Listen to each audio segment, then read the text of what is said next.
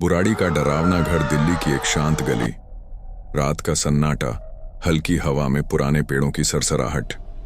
गली के आखिर में एक घर खड़ा है, चौधरी परिवार का घर।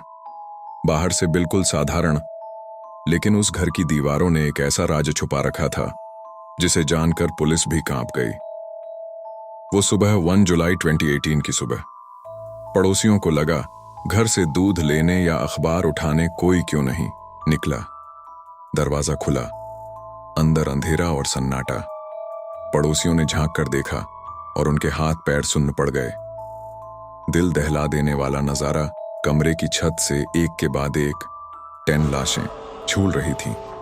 सबकी आंखों पर पट्टी बंधी थी, हाथ पांव बंधे हुए, और जमीन पर पड़ी थी बुजुर्ग महिला नारायणी देवी की लाश। पूरा घर किसी अनुष्ठान का दृश्य लग रहा था, जैसे सबने एक साथ कोई अजीब पूजा की हो। और फिर मौत। घर की डायरियां, पुलिस ने घर की तलाशी ली। अलमारियों से पुरानी डायरियां मिली। हर डायरी में लिखा था, डरो मत, जब रस्सी गले को छुएगी तो पिता आत्मा तुम्हें बचा लेगी। आंखों पर पट्टी बांधो वरना भगवान नाराज होंगे।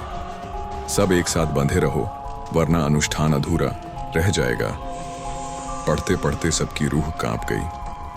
ललित की आवाज, परिवार का बेटा ललित। लोग कहते हैं उसे अपने मृत पिता की आत्मा दिखती थी।